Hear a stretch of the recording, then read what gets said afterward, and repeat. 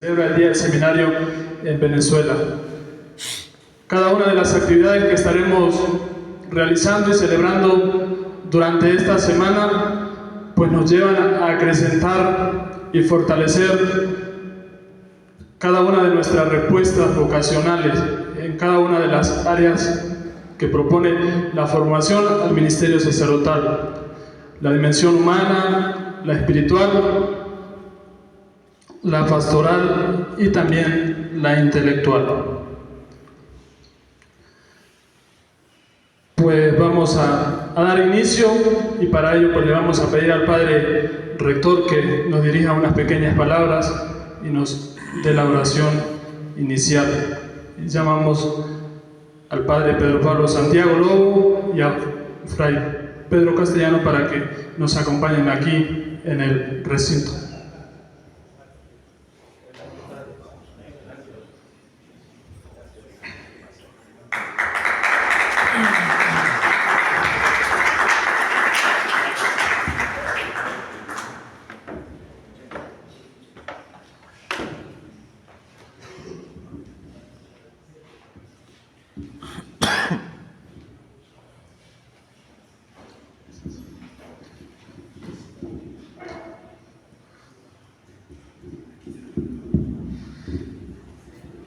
Nos ponemos de pie pues para hacer la invocación al Espíritu Santo, para que sea Él que conduzca esta semana en la que queremos pues alabarle, bendecirle, glorificarle a través de nuestras acciones y a través de la celebración de esta tradicional semana del seminario. Estamos ante ti, Espíritu Santo, reunidos en tu nombre. Tú que eres nuestro verdadero consejero, ven a nosotros, apóyanos, entra en nuestros corazones, enséñanos el camino, muéstranos cómo alcanzar la meta, impide que perdamos el rumbo como personas débiles y pecadoras. No permitas que la ignorancia nos lleve por falsos caminos. Concédenos el don del discernimiento para que no dejemos que nuestras acciones se guíen por prejuicios y falsas consideraciones.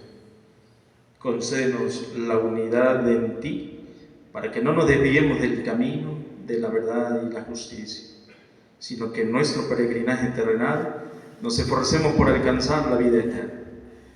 Esto te lo pedimos a ti, que obras en todo tiempo y lugar, en comunión con el Padre y el Hijo, por los siglos de los siglos. Amén. María, Madre de la Iglesia, ruega por nosotros. Inmaculada Concepción, ruega por nosotros. El Padre, el Hijo y el Espíritu Santo. Amén. Pueden sentarse, por favor. Ya han dicho algunas palabras de estos dos hermanos sacerdotes que tenemos presentes aquí. De verdad, para nosotros es un honor poder tenerles y poder contar con ustedes, escucharles desde esa sabiduría, desde esa experiencia que les arropa, y por eso hemos querido tener ese detalle de invitarles en la inauguración a esta semana del seminario, con la intención de reforzar cada uno de nosotros también pues esa vocación a la que hemos sido llamados. Bienvenidos a la semana del seminario. Es un honor dar inicio a este tiempo especial de formación, reflexión y crecimiento espiritual. En este espacio nos reunimos como comunidad para fortalecer nuestra vocación, compartir conocimientos y profundizar en nuestra fe. Que esta semana, queridos muchachos, sea una oportunidad para renovar nuestro compromiso con el llamado de Dios, para aprender unos de otros y para caminar juntos en fraternidad. Que el Espíritu Santo ilumine cada actividad, cada enseñanza y cada encuentro, guiándonos en el camino del servicio y la entrega. Nuestro santo patrono, San Buenaventura, expresa que el que con tantos esplendores de las cosas creadas no se ilustra, está ciego. El que con tantos clamores no se despierta, está sordo. El que por todos estos efectos no alaba a Dios, está mudo. El que con tantos indicios no advierte al primer principio, es necio. Con alegría y esperanza, declaramos pues inaugurada esta semana del Seminario San Buenaventura de Mérida. Que sea un tiempo de bendición y un tiempo de crecimiento para todos. Señores y señoras, bienvenidos pues a la inauguración de esta semana del Seminario. Dios les bendiga. Un aplauso.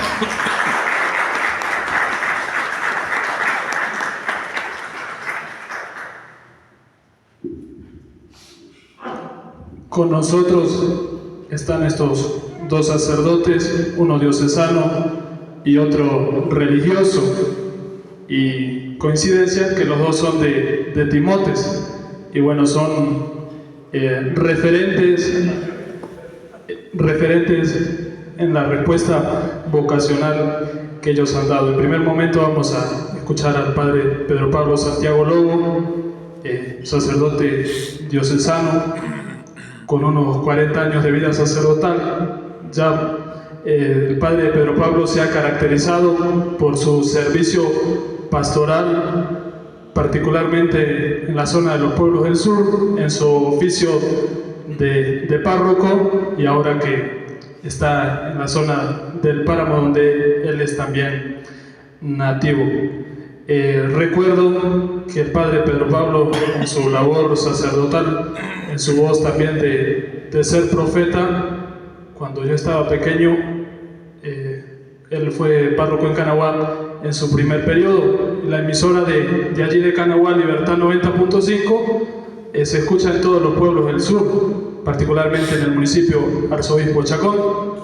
Y si no más recuerdo, en el año 2015, cuando yo ingresé al seminario, el padre estaba celebrando sus 30 años de vida sacerdotal, y siempre en la casa, cuando la abuela encendía la radio, colocaba esta emisora para escuchar la Eucaristía Dominical a las 10 de la mañana, y de allí un poco de referencia de quién es el padre Pedro Pablo Santiago Lobo, y pues lo hemos visto también muy de cerca en el seminario, no solo en las reuniones de clero, sino hemos visto cómo está pendiente del seminario desde la parroquia donde ha estado colaborando con cada uno de nosotros, con diversas cosas, no solo materiales, sino también sabemos que es un referente de oración.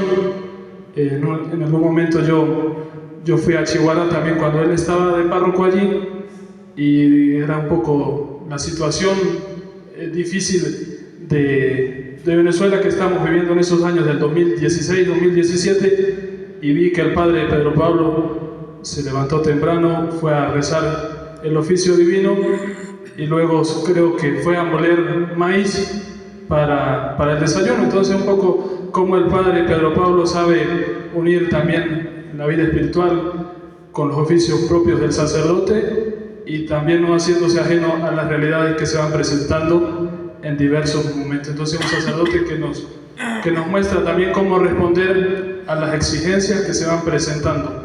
Entonces vamos a escuchar al padre Pedro Pablo, será a modo de conversatorio, él pues nos irá a relatar o comentar un poco su historia vocacional, y luego pues también habrá un espacio de preguntas de cada uno de nosotros que le quiera hacer al padre Pedro Pablo, desde cómo perseverar, como también saber ser profeta en medio de esta realidad que vivimos en Venezuela. Muchas gracias, querido hermano. Muchas gracias a este querido hermano de los Padres del Sur. Agradecerle al padre Ramón, el rector del seminario, paisano también de esas tierras frías que bajan los fríos de la venta hacia abajo, por allá por el Arbolito y por la Laguna Negra y todo eso, veían ese hermoso valle de aires muy hermosos. Agradecerle al padre Emerson que nos invitó para este día, compartir con ustedes un poco de nuestra experiencia, y agradecerle al padre Pedro, que es de allá de La Cuica. La Cuica es muy querida porque allí vive mi cuñada, vivía mi hermano, y mi hermano pues me dedicó, cuando hizo su casa, una habitación para que llegara como Elías, una habitación arriba para que cuando llegara tuviera donde dormir. Entonces todo eso pues para mí es un honor recordar este escenario, testigo de tantos actos que nosotros celebramos en esta casa de formación. Y los hijos pues con un anhelo, el anhelo de una vocación. Y la vocación pues no es otra cosa que el sentir y el querer de uno ser lo que Dios le inspira.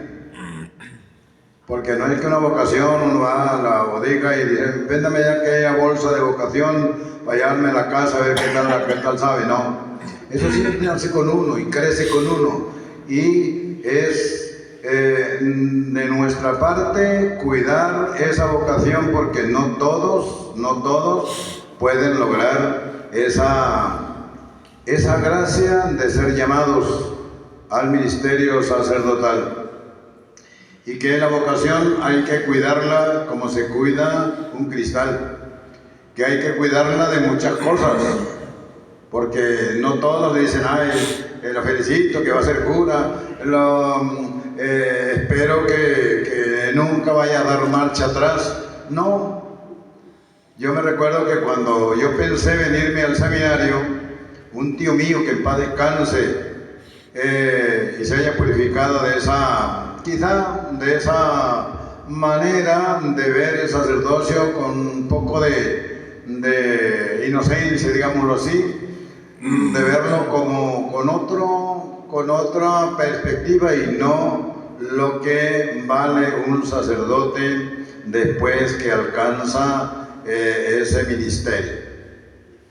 Pero cuando le dije a mi tío, mire tío, yo pues pienso irme al seminario, así es que no es porque no me voy de cansado, porque trabajé hasta los 25 años, y gracias a una relación muy importante de un padre español que llegó a Timotes y nos hicimos muy buenos amigos, y para mí era aprovechar la oportunidad con ese sacerdote de preguntarle qué hacía falta para ser cura. Y el sacerdote lo que me dijo, ay mijito, lo único que hay que estudiar. Hay que estudiar, y cuando él me dice hay que estudiar, yo apenas tenía segundo grado de primaria aprobado y tenía 23 años de edad. Pero bueno, yo dije, por aquí, ¿cómo es el momento en que yo me voy a ir metiendo para ver de qué manera? Y desde ese momento yo comencé con la ilusión de ser catequista en el pueblo. Ofrecía mis servicios el sábado por la tarde y el domingo por la tarde para ayudar a esos muchachos que se formaran en el catecismo y que aprendieran bien, porque ese tiempo no era como hoy, que bueno, con tal comprendo, no importa que no sepa, ¿no? Nosotros tenemos que aprender a memorizar muchas cosas, y para ese entonces uno se consigue con muchos muchachos todavía. Cuando va por allá y dice, padre, ¿se acuerda usted que me dio catecismo? ¿Se acuerda usted que me regañó? ¿Se acuerda usted que me hacía los exámenes? Era muy duro en los exámenes. Sin embargo, voy a tener que apagar este aparato porque me echa a perder la cosa. Si no, pues lo lamento, pero ahora no. Llámeme después del almuerzo.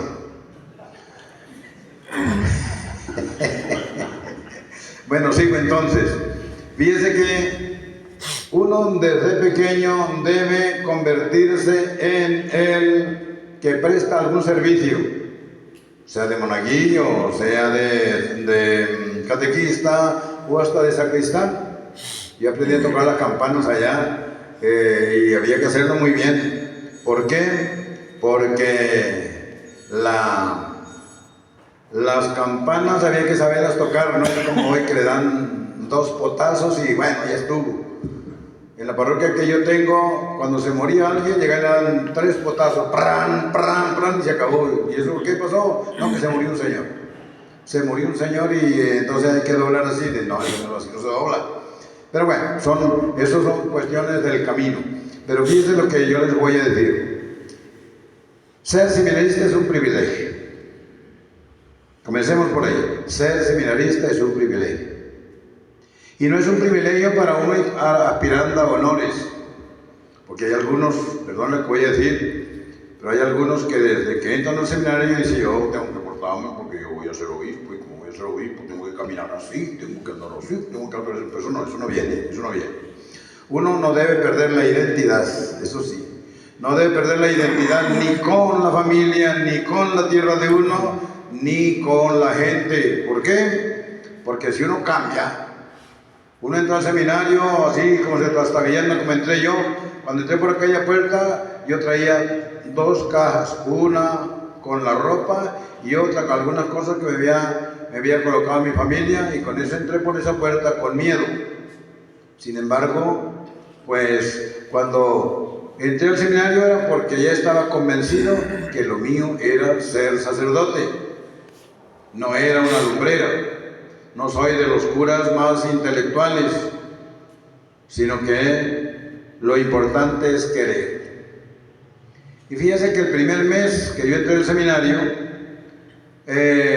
me tocó vencer un tiempo de mucha aburrición. No crea que uno llega y no. Yo venía del campo. Ojalá y alguna vez vayan por allí, por la comunidad de los Laureles, en la Piedra Gorda de Timotes, y vean donde nació este chino.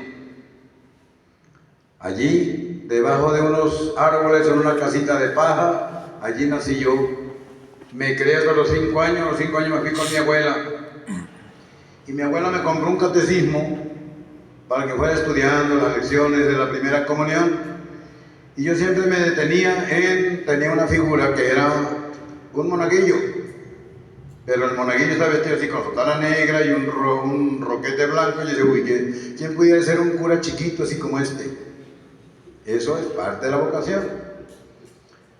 Y eso ahora yo lo analizo y yo veo cómo Dios le va llamando a uno. Mira, no quites esa idea, no te apartes de esa idea.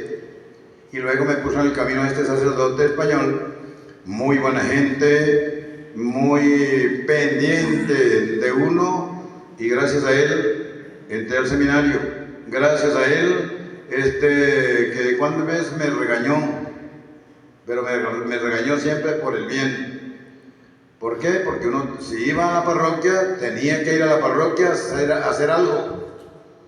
No es como a veces uno recibe algunos seminaristas, y con esto no quiero que se ofendan, pero uno recibe algunos seminaristas que llegan y desde que entran a la casa coral prenden el bicho y empiezan ahí, se meten para adentro, y uno no sabe cuándo lo saca de allí. Y no es que no lo use, no, eso es un medio que hay que utilizarlo hoy día, pero tampoco hay que ser esclavo de eso. Bueno, entonces los inicios de mi vida de seminario fueron muy duros. Pasaban 3 meses y yo no tenía un centavo con qué comprarme siquiera la máquina de raparme la cara. Pero aquí había gente muy buena, el hermano Jerez, el padre Onías Mora, estaba una hermanita San Juan, que trabajó aquí en este seminario y que lo hacía siempre con una esmerada vocación y dedicación, y cuidó a los seminaristas, y entre ellos estaba yo. Me daba mensualmente, me daban 100 bolos, porque trabajaba en la portería, porque trabajaba en la jardinería y porque hacía vida en el seminario. Y todo eso me fue formando a mí poco a poco, y fui también notando algunas injusticias dentro de esta casa. La casa estaba en manos de unos muchachos, y esos muchachos pues se juntaron con un universitario que los hizo hacer desastres. Faltarle el respeto a unos curas mayores, que nunca se debe faltar el respeto a un cura. Ni porque soy seminarista, ni porque soy cura joven, ni porque soy esto, no. Nunca faltarle el respeto a un cura. ¿Por qué? Porque ese señor, aunque sea feo, aunque sea viejo, aunque sea lo que sea, es un cura. Y si nosotros llegamos a ser curas, pensar, si yo llego a ser cura, pues no voy a ser como ese señor, sino que voy a ser mejor. O si no soy mejor, voy a ser igual que ese señor, trabajador, cumplidor del deber, y sobre todo, pues haré lo que el Señor me mande. Pero fíjense que yo pasé aquí 11 años y no supe a qué tiempo pasó todos esos días. Cuando me faltaban 3 años, en el breviario coloqué una tarjeta. Y esa tarjetica, cada vez que iba pasando, yo iba retrocediendo hasta que llegó a la última hoja. Ya no me falta sino un día para ser cura. ¿Y qué más busca uno? Pues ser feliz y hacer feliz a los demás. Porque no es que yo sea feliz de cura, porque entonces todo el mundo me recibe y todo el mundo me aplaude y todo el mundo me quiere y me invita. Eso no. Los protocolos sobran en la vida sacerdotal. No es que uno no atienda a un protocolo, a una invitación, a una reunión, a que le hagan algún acto, etc. Eso forma parte de la... Pero no hay que decir, me lo gano yo porque yo soy Pedro Pablo y pum. No. Eso es parte que se le debe al sacerdocio o al ministerio sacerdotal. El resto de trabajo, de estudio, de oración y de todo, eso es responsabilidad de cada uno. A mí, cuando comenzaba el seminario mayor, en el año 82, el mismo arzobispo de ese entonces me decía, qué lástima, me gustaría ordenarte para que vayas a trabajar a una de esas parroquias lejanas donde hace falta un cura. Pero, ¿qué hace un cura? Que lo ordenen y lo manden para allá. Y si a la hora de un problema uno no sabe qué hacer, no sabe cómo resolver, no sabe cómo dar una decisión, usted tiene que estar llamando. Llama a Pedro a ver qué me aconseja Pedro. Y como Pedro no me dice nada, pues llama a Ramón y Ramón a ver qué me dice. Pues uno tiene que tener personalidad propia y ser capaz de resolver los problemas. ¿Por qué?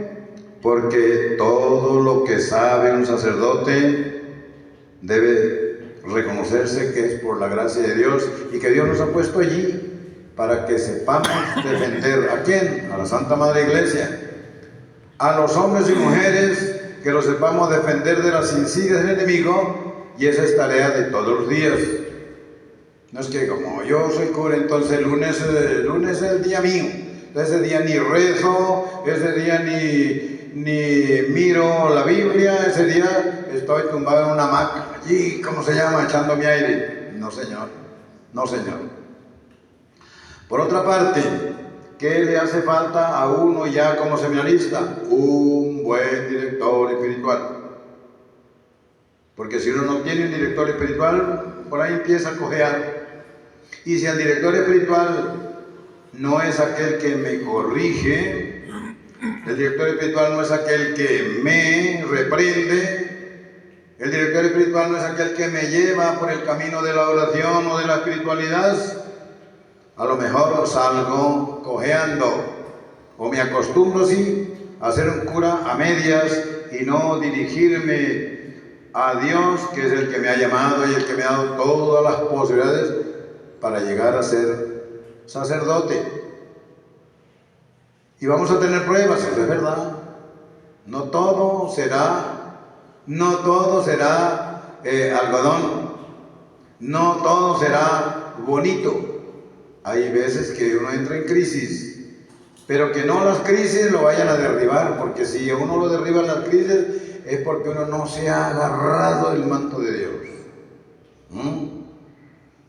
A mí me ha tocado, como seminarista, ser responsable de la administración del seminario, en el tiempo que había una crisis en el seminario muy fea.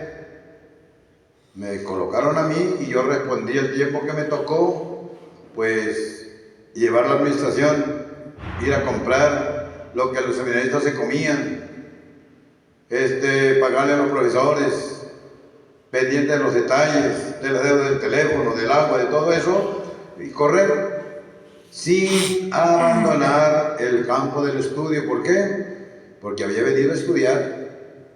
Y como había venido a estudiar, ya por ahí empezaban a llamarme a asumir responsabilidades, y las responsabilidades son las que a uno le ayudan a madurar en las relaciones humanas, en el cuidado de lo que después será una parroquia.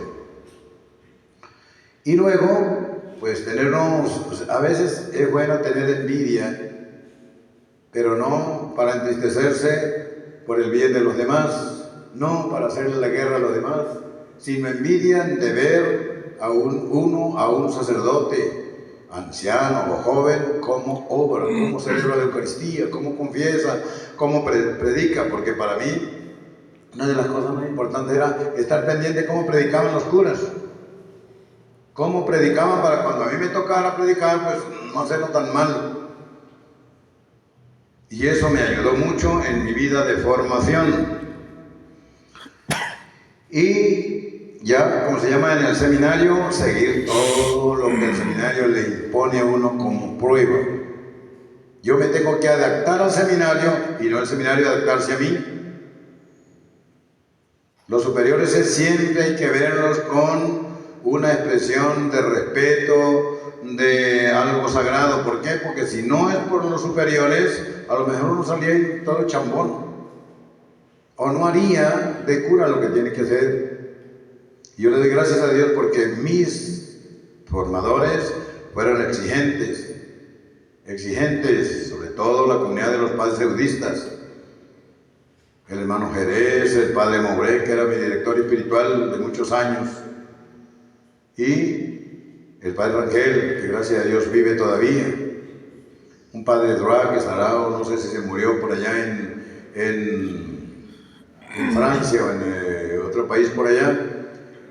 Había un Pedro aquí, Monseñor Márquez, un hombre, ¿cómo se llama? Como dicen ustedes, pura calidad. ¿Por qué? Porque amigo y pendiente de los detalles, eso le vale mucho a uno. ¿Por qué? Porque a uno también le toca, también de cura, pues acompañar a algunos seminaristas. Yo, gracias a Dios, que tengo la gran satisfacción de haber acompañado como a 20 seminaristas, y entre ellos, pues siempre hay los hijos predilectos. Y a mí me alegra muchísimo eso, porque uno que ya está al atardecer de la vida, que uno le deje en la iglesia ministros capaces de asumir la responsabilidad que el Señor quiere y espera de cada uno. Por eso, no se debe uno contentar tanto en la iglesia con que vengan las viejas solamente, no, hay que ver de qué manera vienen las muchachas y vienen los muchachos. Y no para abrazarlos así, ay, qué bueno que abracé la hija de don Petrolino, no. Que uno, cuando le toca abrazar a una muchacha, pues que no lo haga con malicia. ¿Por qué? Porque eso es enfermedad también. Que cuando le toca abrazar a un muchacho, pues también lo haga. ¿Por qué? Porque ese muchacho es parte de la creación de Dios y hay que ayudarlo a vivir, a madurar con sensatez y a ser buen cristiano y buen ciudadano, y de repente buen cura. Aparte de ello, ¿qué cosas hay que hacer con amor? Pues ya usted lo sabe, la oración, si no tiene el amor que necesita esa oración, con que yo voy a hablar con mi Dios o con la Virgen Santísima, pues a lo mejor eso se me puede volver rutinario. Ay, rezar el rosario. Ay, como de ir a misa. Ay, la meditación de la mañana. No, eso debe ser la alegría para cada uno de nosotros. ¿Por qué? Porque por medio de ello nosotros nos vamos familiarizando con las virtudes, con los valores, y reconociendo los dones que el Espíritu Santo va derramando en cada uno de nosotros. Luego los estudios, hombre, venimos al seminario a estudiar.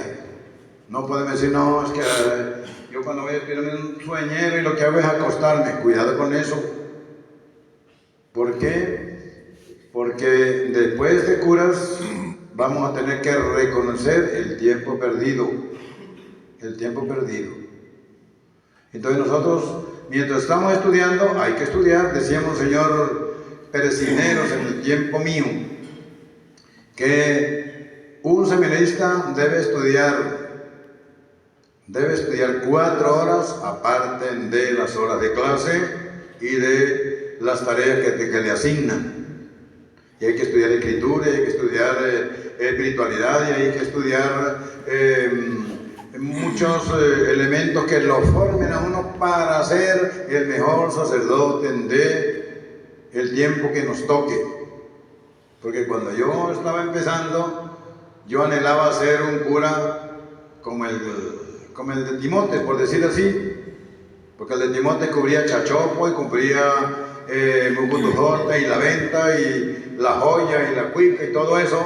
Entonces uno quería o tenía esa idea, yo cuando sea cura voy a ser, y ojalá que me manden para allá para yo ser igualito. No, resulta que me ordenaron y me mandaron para Aricagua ya lo más lejos, y me tocó ir. No me llevaban en caravana como suele pasar hoy día, me llevaban en una camioneta de tolva sentado en una rueda o en una llanta, con lo poco que tenía, una maletica de la ropa y otra maletica ahí con los libros y para Aricagua. Cuando llegamos a Aricagua, lo primero que encontramos fue que la quebradita llegando a Aricagua había crecido en la noche y había acabado el camino y no había paso. Había que pasar caminando. Sin embargo, para allá iba el curita, recién ordenado, pero con 36 años. Y a los 36 años, pues cuando me entregaron las llaves de la casa cural y de la iglesia, yo me quedé así, como decir, ¿y ahora qué hago?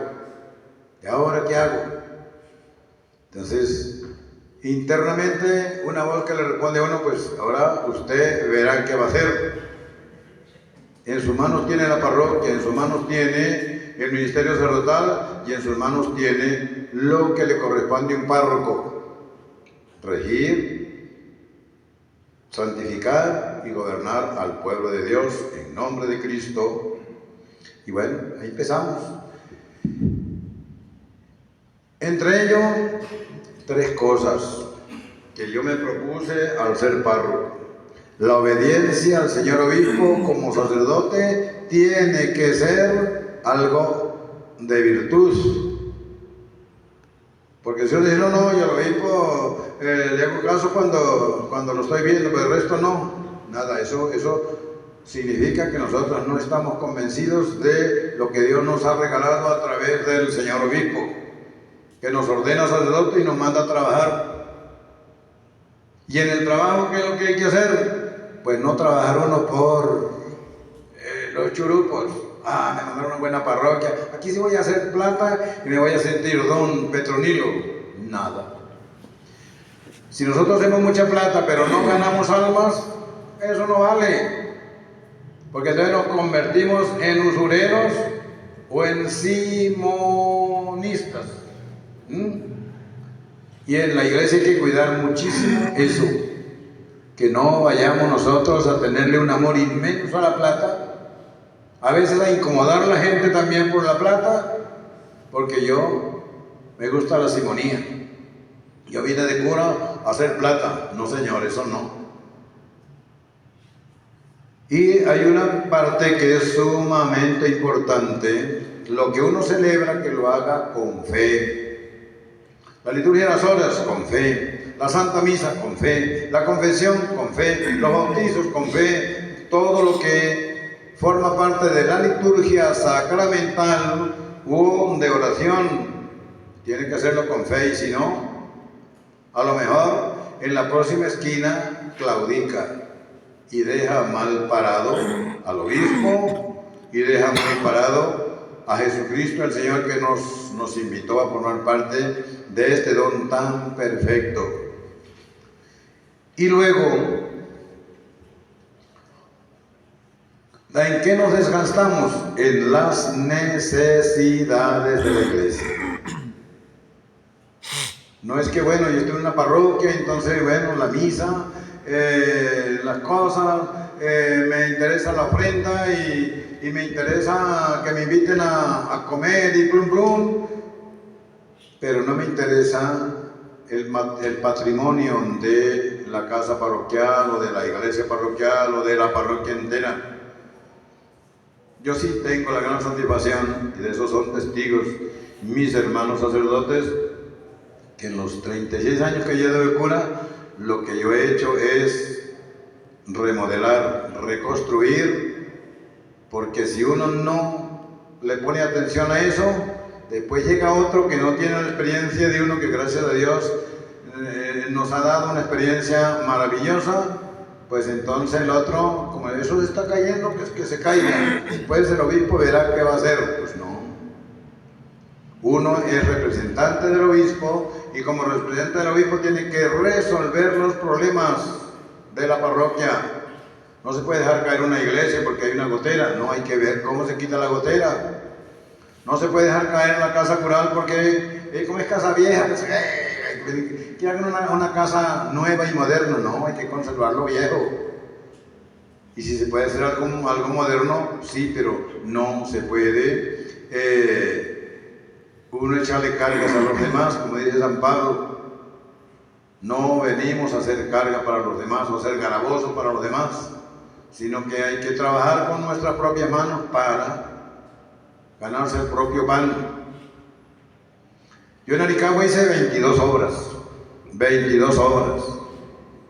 y a veces me amanecía por el río recogiendo arena, otra vez llevando cabilla para construir una iglesia en Campo Elías, otra vez fuimos por allá para una montaña a traer madera, y eso para mí pues era un honor. ¿Por qué? Porque yo estaba con las fuerzas de un hombre invencible, y la ilusión de hacer las cosas para que duren y hacer las cosas para que se vean. Porque cuando venga la historia, por aquí pasó el cura X e hizo esto, y lo haría bien porque no se ha caído. Pero que no seamos nosotros como los consejos comunales. Viene una obra, la construyen, y cuando viene la prueba, ya se la ha llevado o el invierno, o el peso de los coches, o el mal ambiente.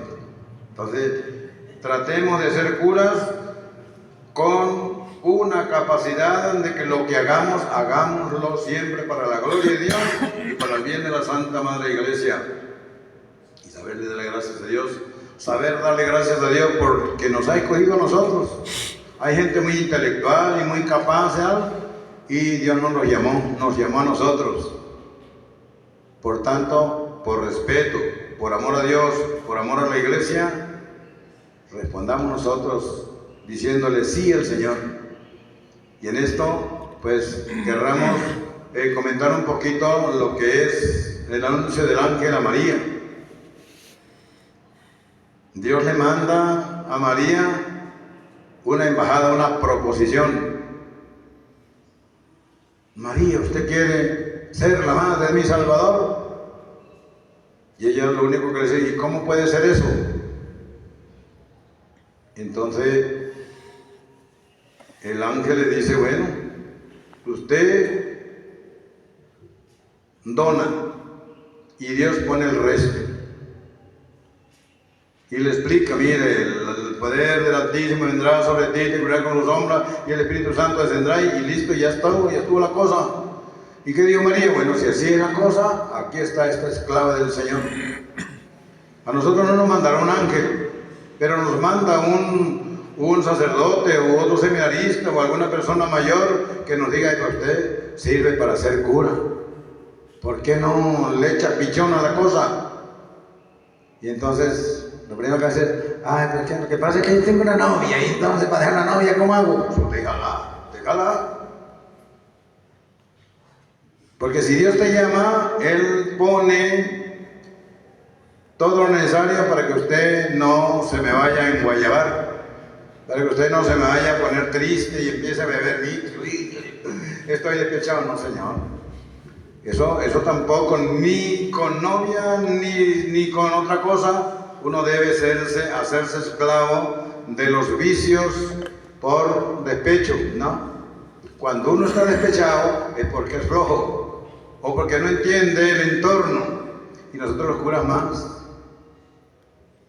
Nosotros los curas más, ¿por qué? Porque tenemos delante un vaso de agua y no una cerveza. Tenemos delante nosotros pues un plato de comida y no los platos suculentos del rico Eculón. No, nosotros humildemente debemos hacer las cosas que forman parte de un sacerdocio bien organizado, bien vivido, con la sabiduría que se adquiere por la oración, por el estudio y por la dedicación a ello. Porque si yo no cuido mi sacerdocio, es capaz que mi amigo no lo va a cuidar. Porque a veces nos hacemos amigos del riquito, porque se me va a resolver el problema económico. Nos hacemos amigos de la vieja, porque cuando voy para allá me preparo unos platos, qué barbaridad. O nos hacemos amigos de la señorita que es la catequista del pueblo, y entonces nos puede pasar lo que le pasó a el padre Amaro. Entonces, hay que cuidarse de ciertas amistades en el misterio sacerdotal. ¿Por qué? Somos amigos de los ricos, a lo mejor los ricos nos quieren absorber para ellos y nos quitan la identidad con el pobre, con el campesino, con el sufriente. Entonces, hay que ser amigos de todos por igual. No excluir a nadie por amistad, solo aquellos que vengan y que quieran perjudicar nuestro ministerio sacerdotal, aquellos que nos quieren apartar de nuestras obligaciones, aquellos que nos quieren quitar a nosotros las posibilidades de darle la mano a un mendigo, de echarle la mano a un caído. Entonces, todo eso, ¿por qué? Porque el ministerio sacerdotal exige de nuestra parte anhelar, tener un alma pura, un corazón sensible, una mente clara y unos pies y unas manos dispuestas a trabajar todos los días mientras vivimos sobre el mundo. Que hay unos más intelectuales que otros, eso es verdad. Eso es verdad. Yo no puedo decir, yo sí me arrepiento, no haber estudiado de muchacho, porque si hubiera estudiado de muchacho hasta si fuera doctor. Y como soy doctor, entonces puedo ser obispo, puedo ser cardenal, puedo ser qué sé yo. Nada, esas son cosas. Si nuestra vocación nos llama a ser sacerdotes, conformémonos con ser sacerdotes. Si nuestra vocación nos llama a ser médicos, pues seamos médicos, pero seamos profesionales, pero para lo que nos corresponde, y nunca querramos asar dos conejos, porque se nos queman más gordos. Pero lo que sí estudiemos, porque hay que estudiar.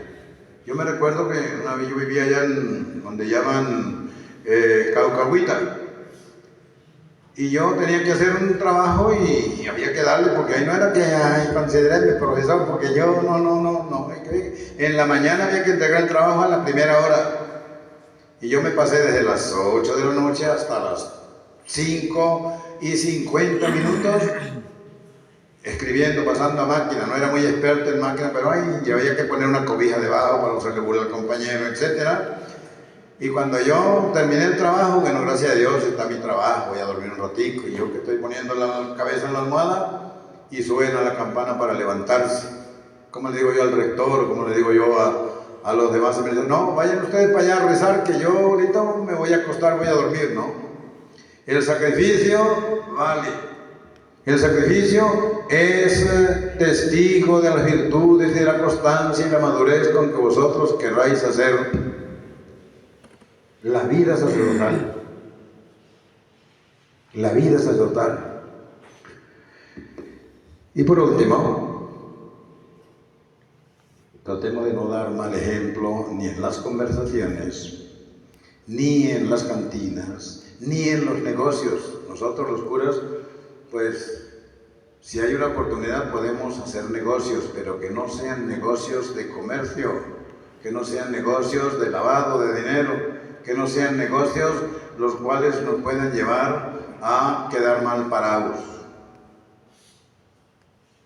Hagamos negocios cuando estamos construyendo la casa cural o el templo, o estamos arreglando el coche que nos toca, los libros que hay que comprar para que tenga el despacho buenos libros. Es un negocio, sí, pero yo voy a ponerme a comprar ganado. No, los curas no somos ganaderos por comprar ganado.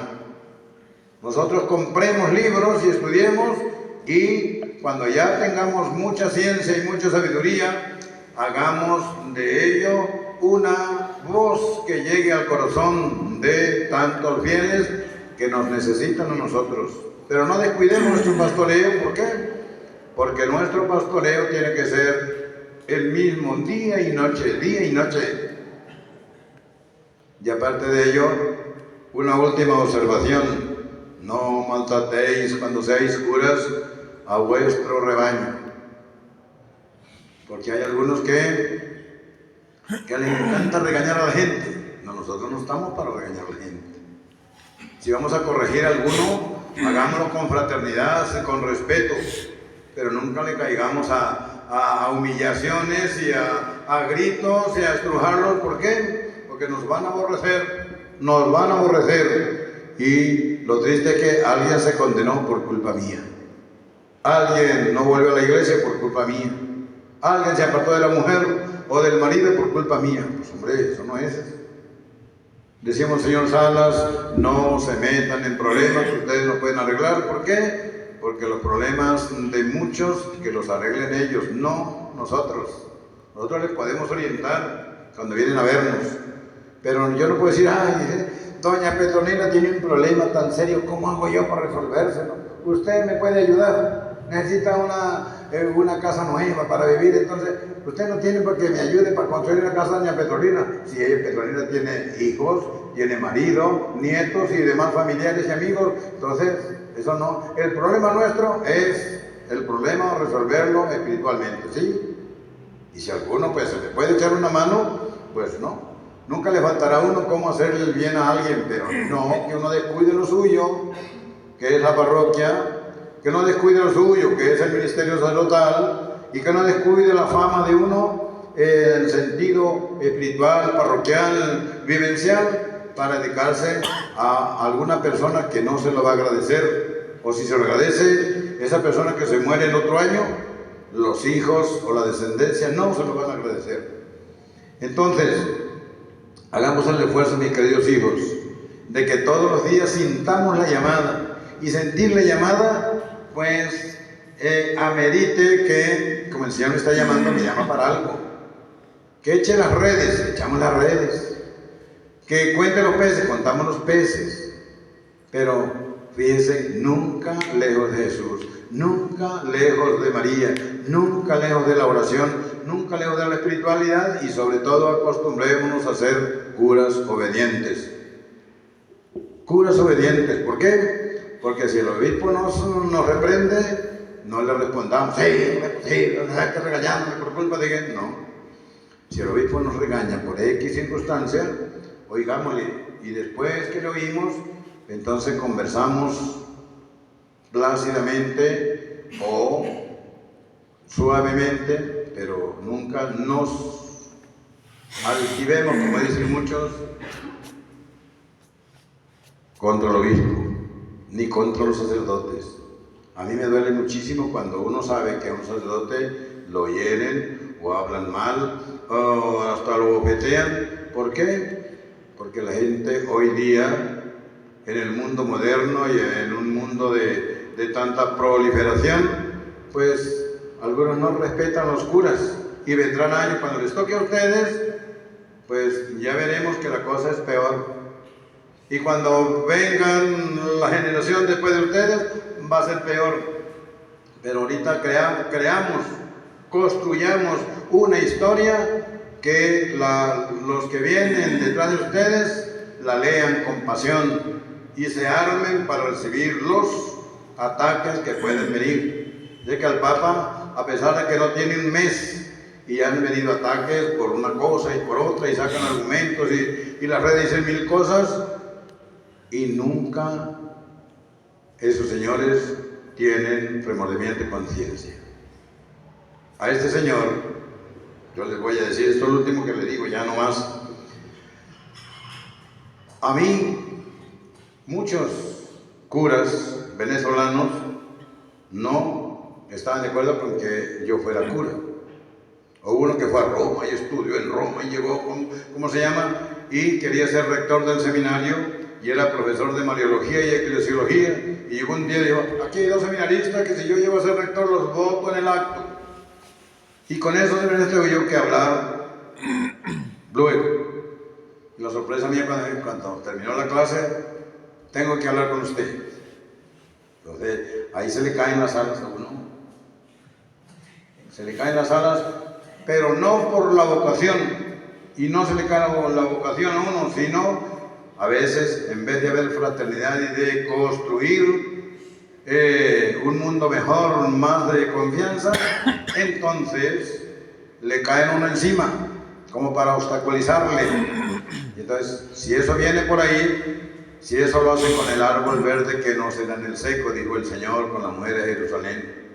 Entonces, prepárense ustedes, mis queridos hijos, no olviden la oración, no olviden que nosotros los curas no tenemos, ¿cómo se llama?, día libre. Viene el lunes, que es el día libre del párroco, y se está muriendo una vieja por allá, o un viejo por allá. Mire que lo necesitamos porque va a fallecer tan tarde una señora que es mi abuela. Dice, no, hoy es el día mío, yo hoy que sí no toco nada de eso, no, porque puede ser que aunque yo irrumpa el día libre por ir a ver a esa alma, yo salve esa alma. ¿Por qué? Porque el moribundo, cuando pide el cura, está arrepentido o quiere morir en paz. Entonces no nos neguemos a que la muerte de ese señor o de esa señora sea una muerte en paz, una muerte sana, y que cuando celebre la resurrección diga gracias al Padrecito X que vino a confesarme, puso la santa unción y me bendijo. Entonces, todo esto. Yo sí quiero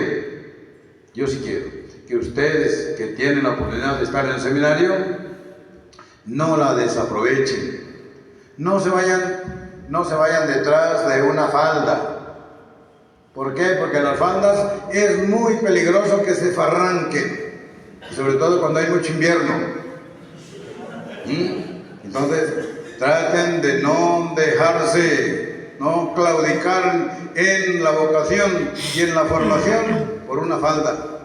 ¿Por qué? Porque una falda después que se desbarranca se pone fea, intransitable. Entonces nada, no hay cosa más feliz para nosotros los sacerdotes que llevar la vida dedicada al ministerio, que llevar la vida en pro de la iglesia, y que ese sí que le dimos un día al entrar al seminario siempre será el don más maravilloso que nosotros podamos vivir.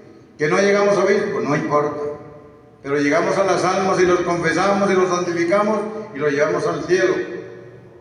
¿Y qué? No hicimos plata, no venimos a hacer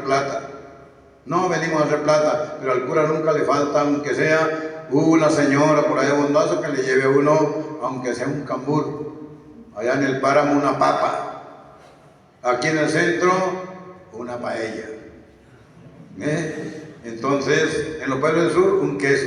Entonces, teniendo unos quesitos para comer en los pueblos del sur, una paella aquí para comérsela una cena así espléndida, unas papas allá arriba con sanillas, y eso es lo mejor que hay.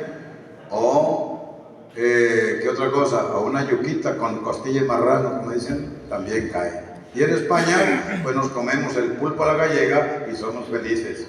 Pero la felicidad no consiste en el comer y beber, sino en serle fiel al Señor, serle fiel a la iglesia y descansar en paz. Muchísimas gracias.